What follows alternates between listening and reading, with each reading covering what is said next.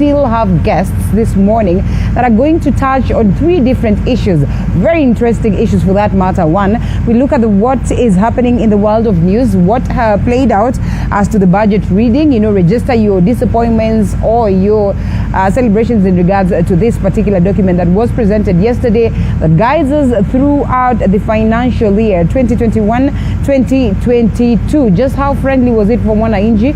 Many would argue that, well, there's really nothing to smile about in a scenario where we are being faced with so much debt that is coming our way, and even worse, the fact that we're not able to sustain the very same budget that we have set, and therefore we have to go back deeper into the pockets of the taxpayer.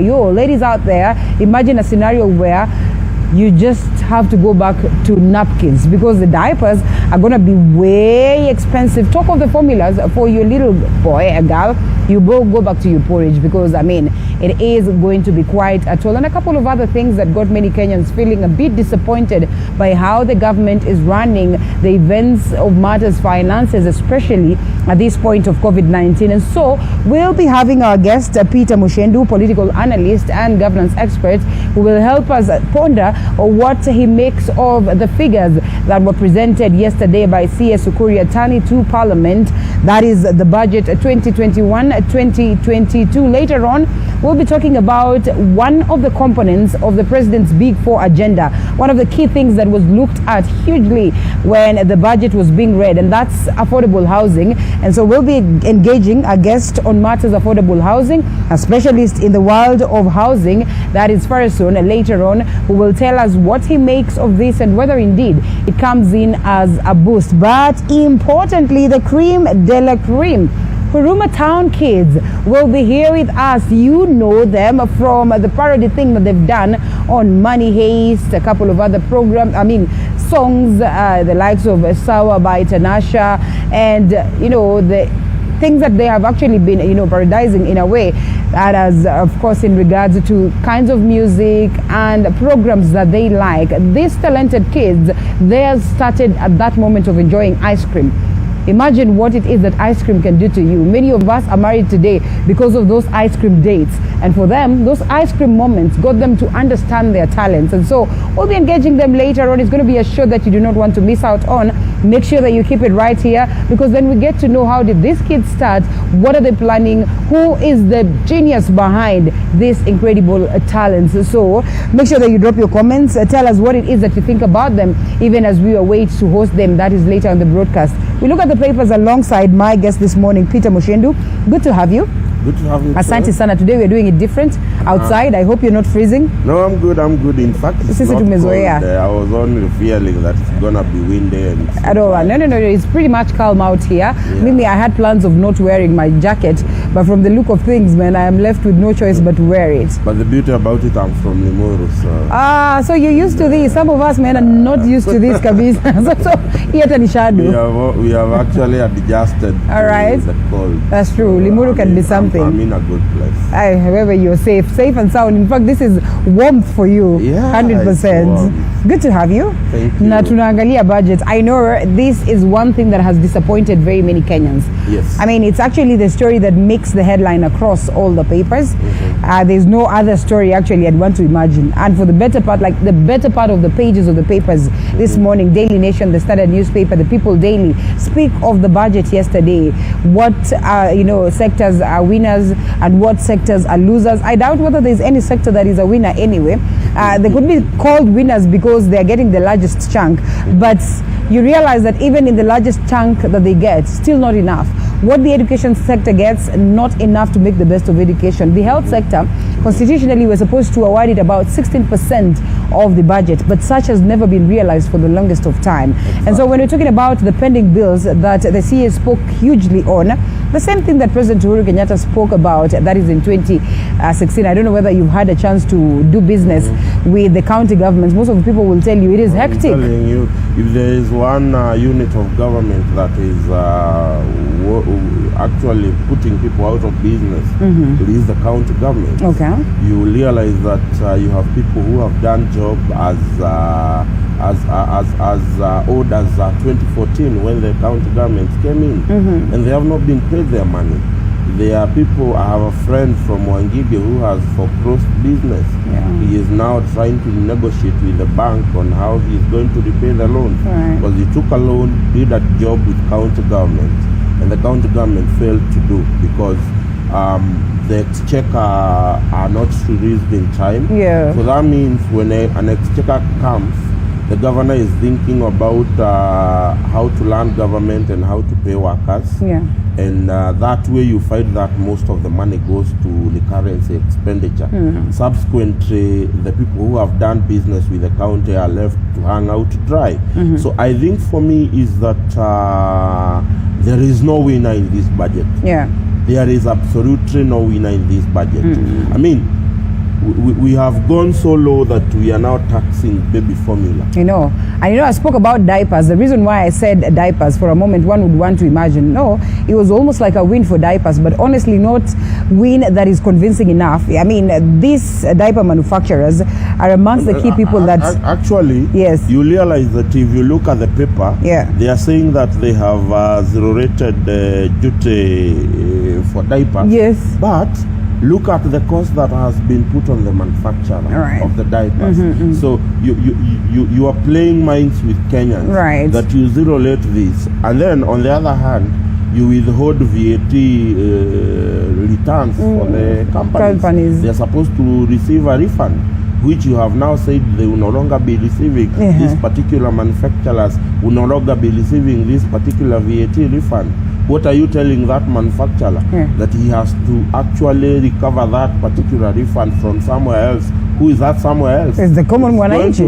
The prices will... The common mwananchi. Yes. So basically, you find that I felt when I heard that the minister has proposed to introduce VAT on baby formula. Right. I belong to a number of charity organizations, and we deal with children's centers and children's homes that receive infants as young as 1 day, who are probably put in a pit somewhere, who are corrected by the system, the children's system somewhere. They are brought there. These kids survive on baby formula. A baby formula for a 2-week-old baby is around 1,800. Now you can imagine with the introduction of VAT on baby formula, it is going to be an expensive affair for children's home to be able to help these young ones. So I think for me, departments like those, the Department of Children, and those people who take care of mostly those children who have been left in the streets, I think they ought to have raised their voice and said no. There are things, I mean, I'm happy when I see gambling being taxed 20%. Because after probably all, it should be gambled up to, it should be put up to 40%. But do you know how many people are making or acting a living out of that? I'll tell you one of my pain. Yes. When I wake up in the morning and I'm going to work and I'm playing with my FM radio. Right. Radio has since become very useless, if you ask me, because every other station, it's a gambling affair. It's a gambling affair. You put to vernacular, you put to whatever, everything you hear. If a show is about 4 hours, yes, about 3 hours, it's the gamble. About gambling. And fleecing money from Kenyans. Fleecing money from Kenyans. Right. You are told that you're going to win 250,000. The question would be, how many Kenyans send that 100? That's true. Vis-a-vis how much money it is given out for winning. It is purely gambling with the lives of Kenyans. And I think for me, the CS, this is one of the field he should have put a tax of about 50%. Number one, to act as a deterrent to Kenyans from gambling, because Kenyans love shortcuts. But what can you do, honestly? Let's play the devil's advocate. And I'm telling you this after, the betting companies came on board. They're literally individuals who did not have jobs, and they had to set up somewhere, in their own special room, and theirs is to just master the game, understand the prospects, what will happen, so that they can gamble, so that they can advise others to gamble as well, and they are living out of it. Honestly, I'm telling you, remember the times that the likes of these entities were closed down, the gambling entities were closed down. It was a toll for most of the Kenyans. But for them to get those jobs, at what expense were they getting these jobs? Yeah. At what expense? Because I will tell you, 72% of our young people are now involved in serious gambling. And gambling is a disease. I'll not tell you of a member of parliament we have recently lost. I will not mention his name.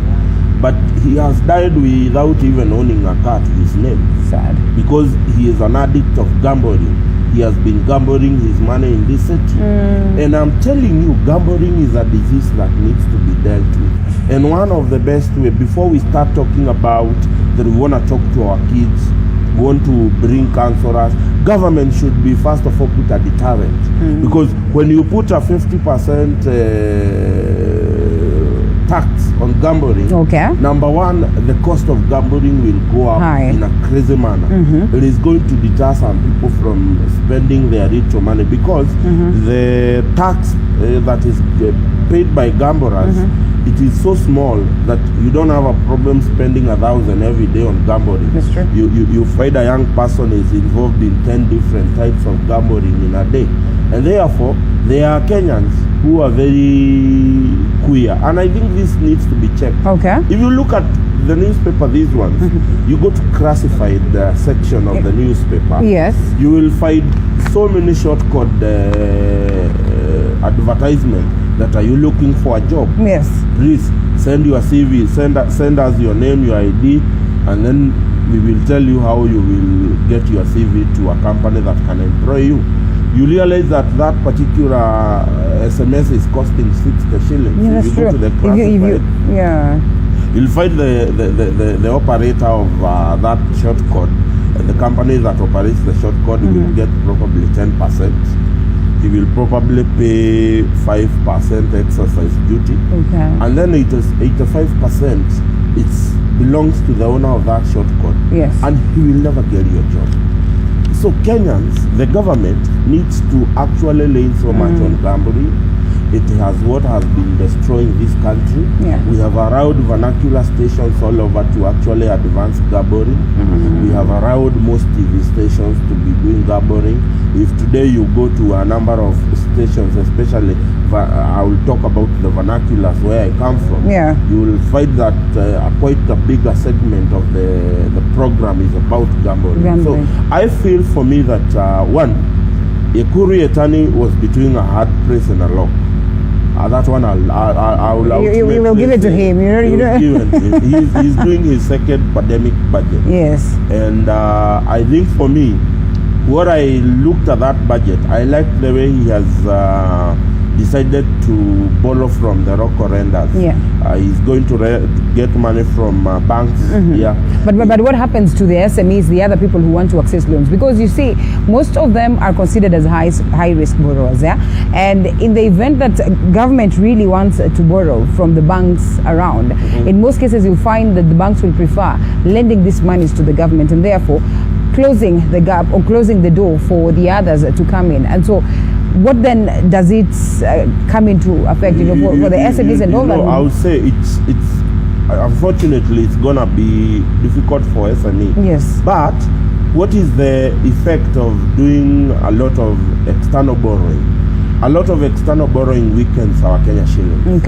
And therefore, if it weakens our Kenya shillings, again, it is going to make the loan expensive. The SME getting that loan from the bank expensive. But on the other hand, if a government leads to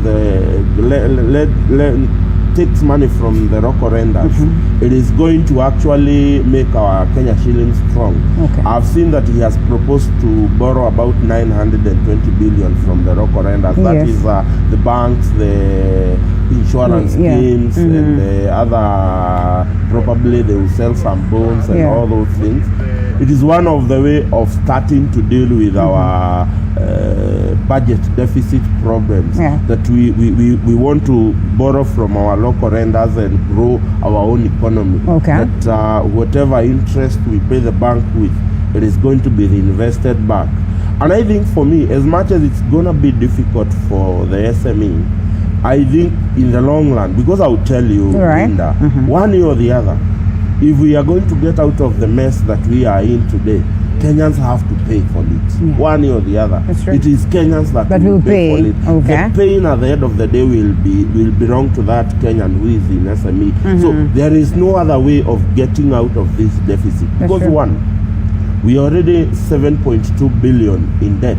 Trillion, 7.2 trillion in debt. So we're hoping to get to 9. Yeah. Parliament will have no option but to actually extend the debt ceiling probably to 9 trillion. Or probably, if you ask me, I don't think they will only do, maybe this Jubilee government might actually reach 9 trillion before Uhuru exits. That's true, that's true. And they were looking at 2024. I'm assuming that the parliament will probably put up the debt ceiling up to 12 trillion because that would be the only realistic way of actually dealing with us, you know, with the loans that we have. Yes. Today, we have dedicated about over 900 billion into paying our loans. It is coming from the consolidated fund, and you realize that the consolidated fund is fed by the taxes that we pay, and therefore it is painful when we are paying tax to go and repay loans that most likely most of them we never saw value for them. Yeah. And that's the problem I have with how this government has behaved itself. We are paying loans that we do not get value for. And in fact, someone says that, genuinely speaking, the monies that we lost or we lose are quite much that if we are to account for them, if we are to put them into good use, we probably would not be pushed to a point of death. Oh, it's only in Kenya you hear like the Dongokundu in Mombasa. We were paying 1 billion shillings for a kilometer. 1 billion shillings for a kilometer. It's the most absurd thing I have heard in the construction industry, that we have 1 kilometer somewhere that can cost 1 billion shillings. Now, as Kenyans, do we actually start saying we got value for money? Definitely not. That is part of the roads that we are doing. Today, we have, is it called Difadam in Kirinyaga? We have taken money, we are repaying that money, and the people of Kirinyaga have not yet seen value for that particular road. Yeah. Look at the construction of the solar energy power station at Turkana, the one that we have done, and look at the money that we lost. How many companies were awarded that contract and kept leaving that contract, and they are now claiming to be paid money that they never worked for. So I think for me is that we have borrowed money. The problem is not borrowing money. Because let me tell you something. One of the nations that has the highest debt in the world is Japan. There is no other nation that has the biggest debt. But it's amongst the best again. Debt in the world is Japan. Yes. But you see, when you move into these roads of Nairobi, in front of you there is always a car from Japan. So therefore, when they borrow, they know how they will pay, and that has also a ripple effect in building the economy of Japan. And now Japan now is in the first world class. So I think the problem is not borrowing. Yeah. What do we do? It's like, let me give you an example. I go to sometimes I go to the bank, to my bank, and I'll see my manager, and he will tell me, Moshendo, you know, your accounts are good, we can give you some 2 million. Yeah. Now, you do not have a project, you do not have a business plan, you do not have a thing. You just sign something, and you get excited. 2 days there is a text in your phone telling you that the 2 million shillings has been accredited to your account. And because you have you don't have a clear roadmap for spending that money, the next thing, you're in Dubai. Spree. Yes, that's true. You go to Dubai, and before you know it, 1 million is gone. Yeah. It is not your money. It is money that you took on a loan, and now you are required to start paying that loan. That's true. There is nothing painful like paying for a loan that you cannot see value for it. And that is the problem Kenyans have today. We have picked loans. We don't have a problem paying those loans if we can see the value for that loan. So I think for me is that Kenyans is an angry lot because we are being taxed more so that we can recover our debts, we can pay our debts, but in the face value, do we have value for them? We could complain about corruption a lot, but then President Uhuru Kenyatta's government has been huge on infrastructure, and you've mentioned a couple of projects that are ongoing, or ongoing, that is in regards to infrastructure. I mean, it's been quite a boost across all these years of the term of President Uhuru Kenyatta that is under the Big Four agenda. Out of actually the four, we've seen him going so huge on the infrastructure aspect. I mean, with the aspect of health, it's almost automatic. Affordable housing, universal health care, almost automatic, because mostly health will get the largest chunk. Don't you think that the projects that we see today are projects that, well, we could feel the pain of funding infrastructure-wise, but in future are going to be very friendly in stimulating the economy? I have absolutely no problem with the projects, but I will tell you this. One, every major project you see when you move around the city or in the outskirts of the city or in the villages out there, every project you see by Jubilee government is on loan. That is number one. Number two, how much are those projects costing us? And vis-a-vis the estimated cost, or compare in comparative analysis of where such a project was done. Okay, somewhere else. Like so what would be the actual value? The overpass, the load that is going to expressway, yes. Expressway. There are other nations that have done the expressway. If you compare how they have done it vis-a-vis what we are doing and the costing, that is where the problem is. I'll give you an example. There is this road that goes all the way through Isiolo, going all the way to the northern Kenya. You will realize that when Kibaki started constructing that road, I think it was from Meru to Isiolo, it was costing about 72 or 76 million per kilometer. By the time Jubilee are doing the final stretch of that road, it is costing us 126 million per kilometer. The variation is just crazy. If you go, I said Dongo Kundu, can we have any justification why a kilometer should cost 1 billion shillings? If you come to James Geshoro going all the way to Rironi, the amount they have put per kilometer, is it really because if you look at that road, the technology that is doing the side that is going to Nakuru is different from the technology doing the Rhine coming to Nairobi, because the Rhine going to Nakuru is going to consist of these trucks that are heavy and everything, but you realize that every kilometer done in that road, the costing is the same, but the technology is different. That means the technology going to Nakuru is the one supposed to be costly. The technology coming back, because mostly it is empty trucks, is cheaper. But somebody somewhere decided to put the cost of all the kilometers at the same cost. So the problem here is not doing the infrastructure. The problem is, at what cost are we doing this? And is it value for money for Kenyans? And I think that is where the mess is. We need so many we need roads, we need everything, but the Jubilee government has failed in a way to strike a balance on the needs of Kenyans. Look at the health sector. Today, I was looking at my WhatsApp yesterday. I am in about 17 fundraisers for people who have survived COVID-19. The lowest person who is paying the lowest bill is 1.9. Wow. So we are having number one, insurances have refused to pay for COVID patients. Government insurance has refused to pay for COVID patients. What is the very purpose of paying for health insurance if most insurances do not want to cover pandemics? This government, rather than spending money on so many roads, why can't they come up with a program that puts commercial insurances and government into partnership?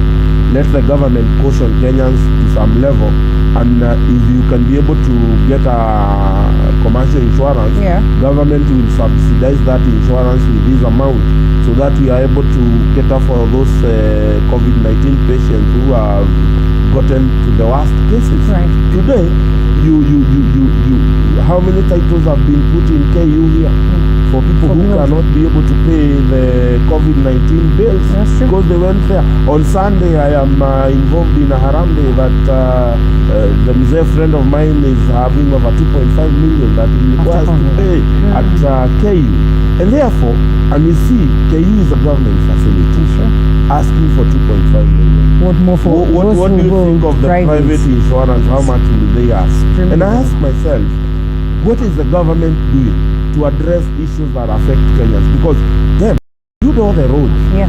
And I go and I get COVID-19 and I'm almost dying. I cannot be able to pay that. Yeah. What need will I see in building so many infrastructures? And you have not addressed the issues of health.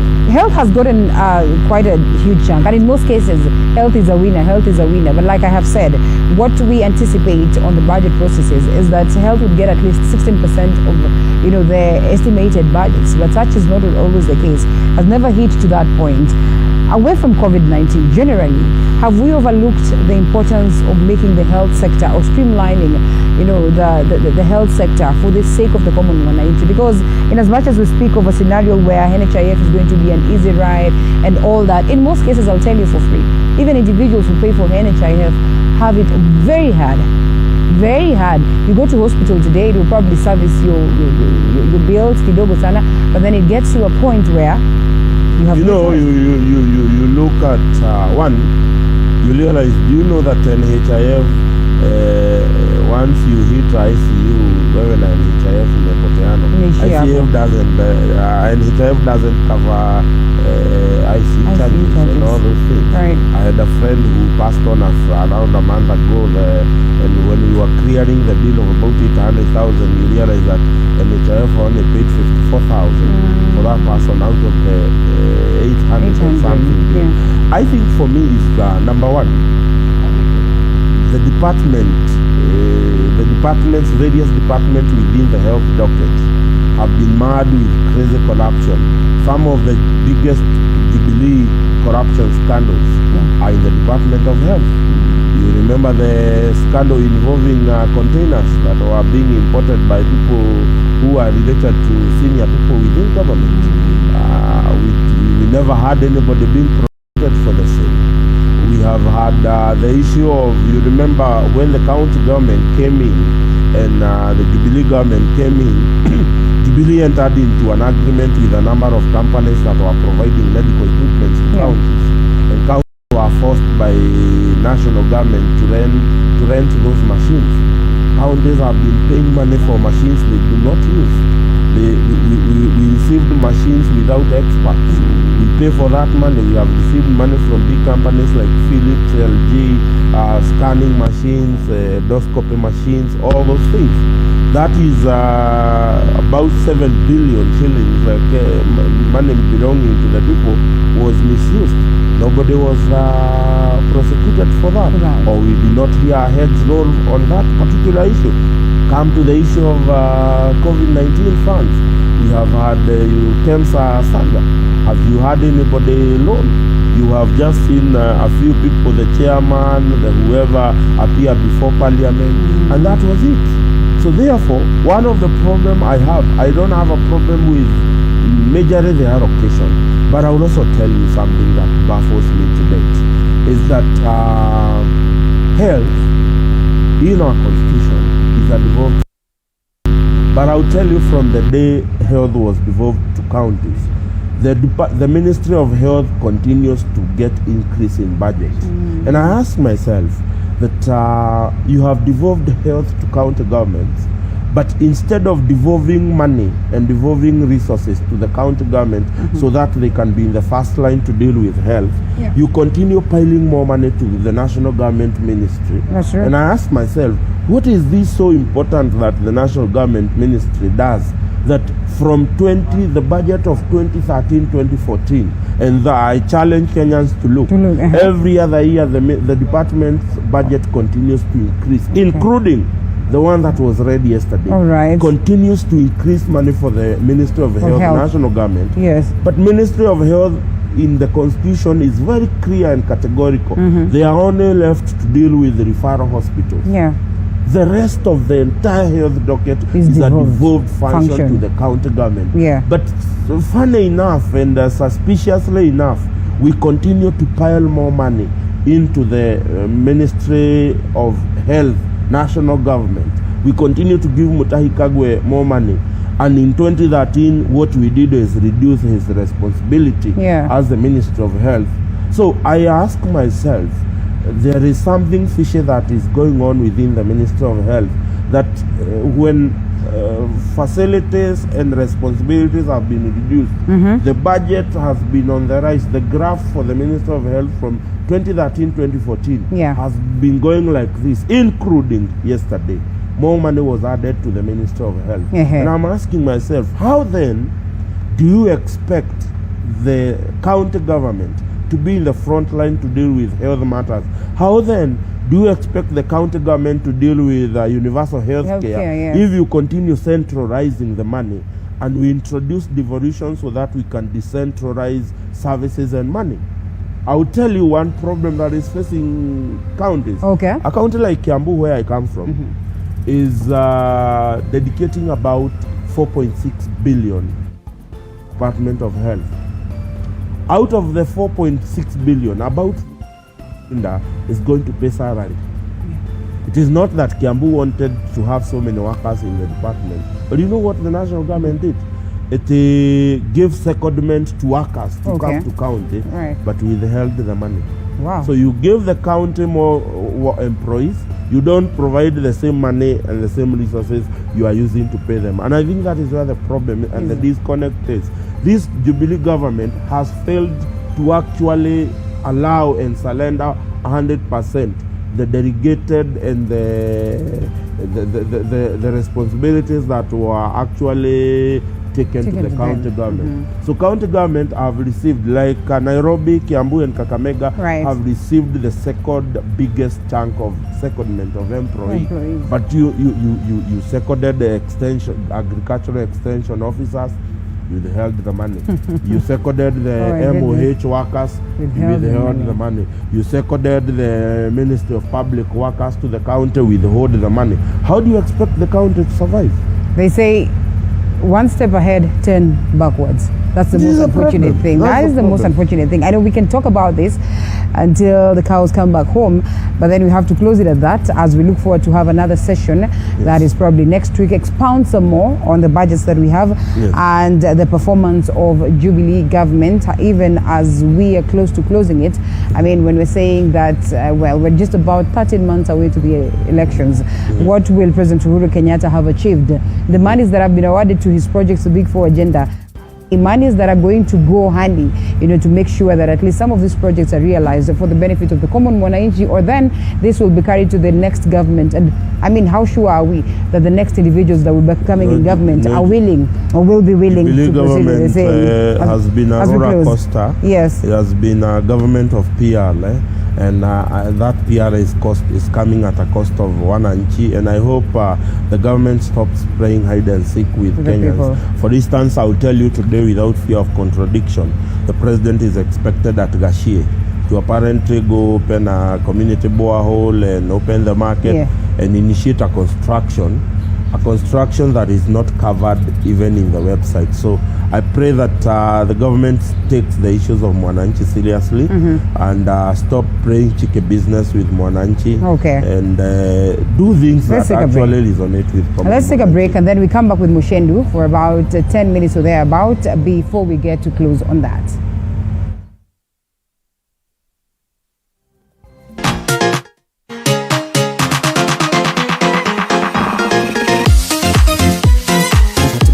Precast panels. We have the best quality, durable and affordable precast panels to suit all your needs. Manufactured under a controlled environment, we have the best precast concrete panels, precast concrete floor slabs, precast concrete perimeter wall, precast concrete columns and beams. Our panels reduce construction cost by up to 40% with absolutely no plaster required, including added soundproof benefits. Convenient for story buildings, schools, offices, residential houses, hospitals, and warehouses. Take advantage of our free transport. Contact us on 0702 24 7267 or 0796 24 7267.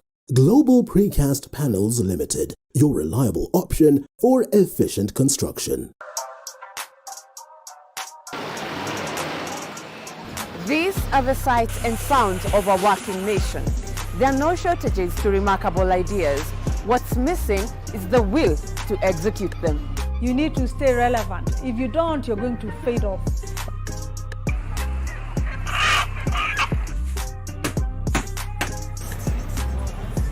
Yes, they are a dime in a dozen, but the real meat on these bones comes from trying to realize them.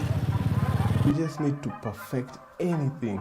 If it's drawing, if it's music, pursue it 100% because it's something that is giving back. Join me, Violet Njoki, as I tell you the stories of these executed ideas, because yours could be next. Mondays, 7:30 p.m. Hey, now that's hitting the right notes. When life gets boring, we bring out our play. You see, events of the day, like we said, a majority of stories that have been captured here are more or less on the budget, but we do not walk out of this place without talking about the politics in your own region.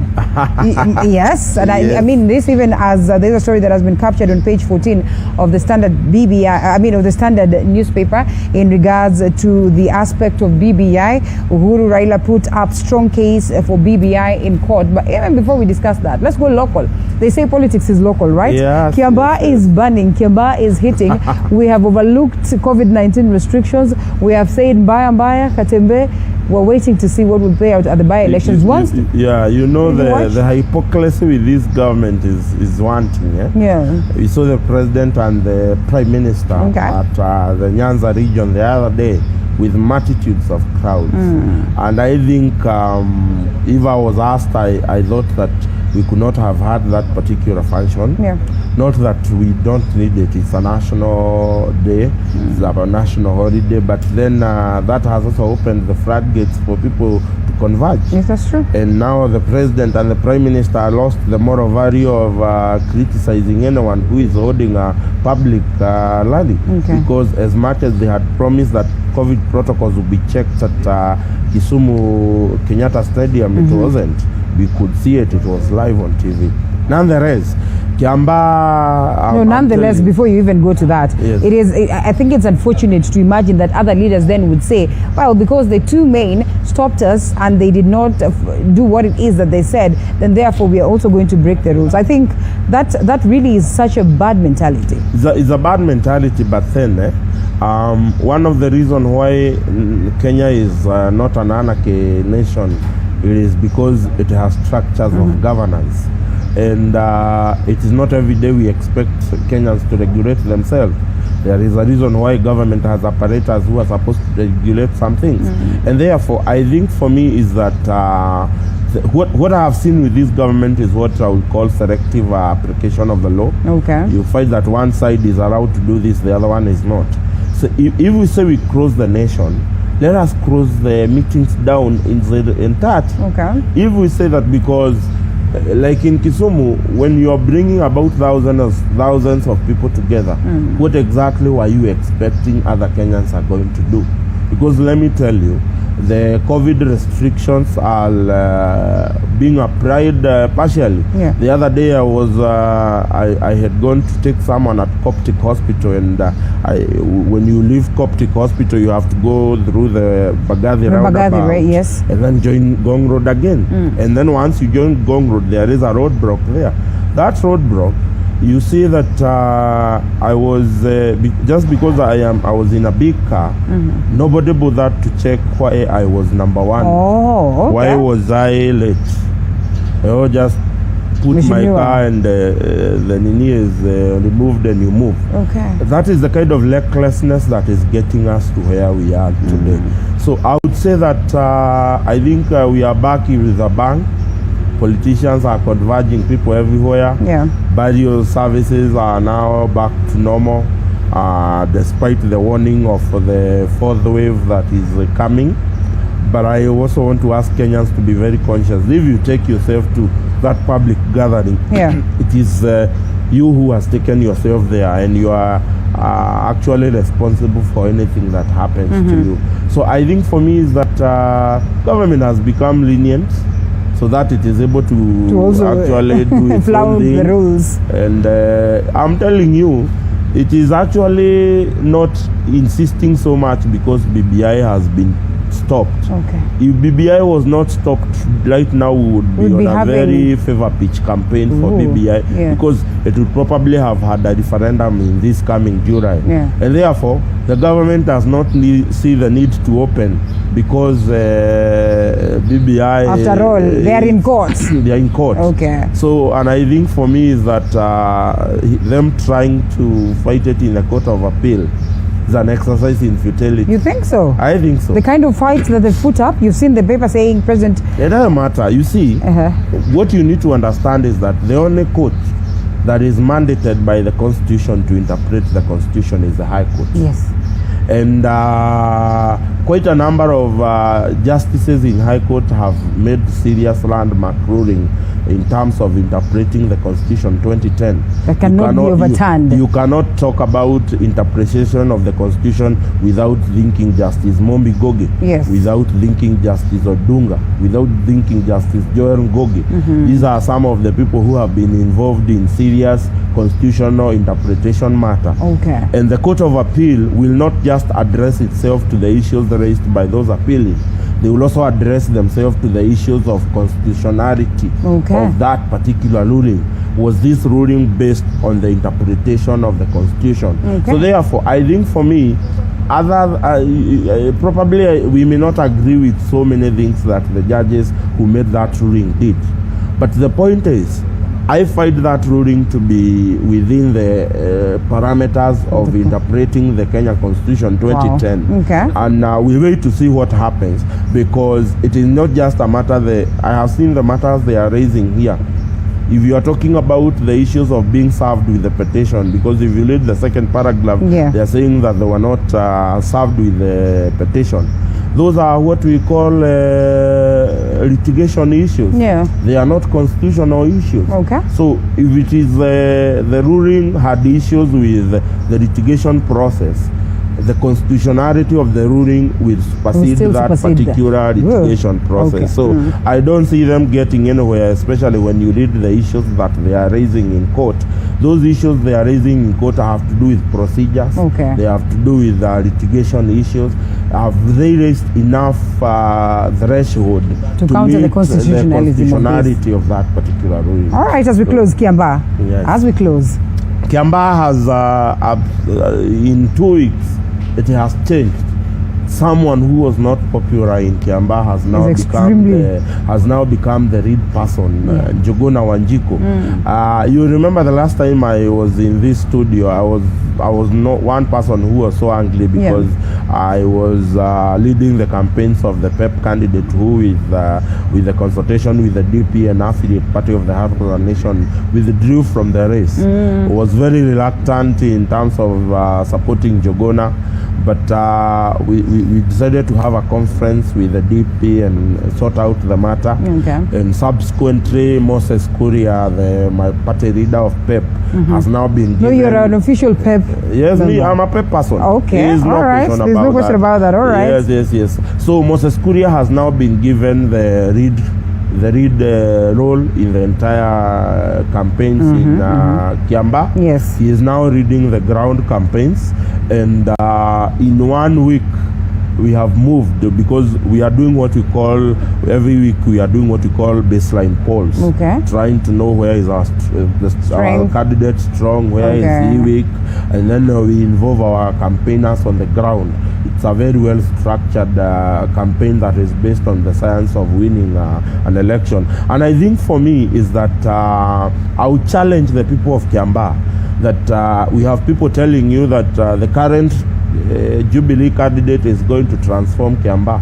I will tell you without fear of contradiction, if there is one person who was known to be the deep state, it is the former MP Paul Koinange. And he was did the not. chairman of internal security. He was within the system of government at the center. Could access all the goodies. Could access all the goodies. Koinange going to State House did not require a prior appointment. Yeah. And he still, Koinange did not deliver, even if though he was part and in the internal part of Jubilee government. Okay. How much do you expect a candidate who was actually a hustler candidate, he just popped into Jubilee because he's an opportunist, and now Jubilee is telling you that he is going to be the one delivering. People of Kiambaa, you need to wake up and realize there is no way a Jubilee government within its short term is going to do the roads in Gashie. Yo, man, you know Moses Kuria is Jubilee. Please don't forget that. No, Jubilee is, let me tell you, Jubilee is a shell of its former self. It's unfortunate. Because look at as we close. Yes, 2017 general election, the first and the repeat election. The people who are leading major Jubilee campaign units have now been thrown out of Jubilee leadership. Okay. They have been thrown out of parliamentary committees. You find Kimani Ichung'wah, who was the chairman of budget, has now been put in a committee that looks at the welfare of the MPs, you know. Yes. So the Jubilee has actually become the shell of its former self. Okay. And anybody in Kiambaa must not think that Jubilee will do anything. And because they have failed to serve us in Kiambaa, it is time to show them that we are tired of the leadership. Let us put someone who is mark timing for the next government. And Wanjiko is that person, you think? Exactly, precisely. All right, let's wait and see.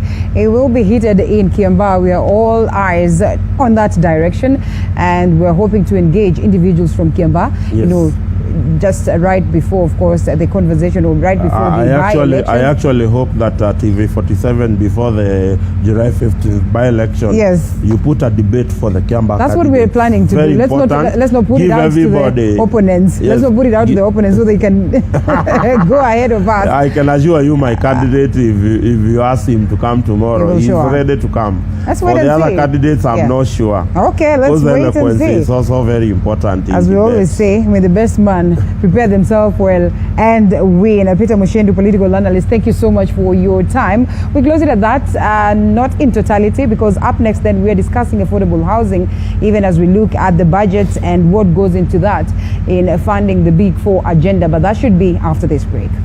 Thank you.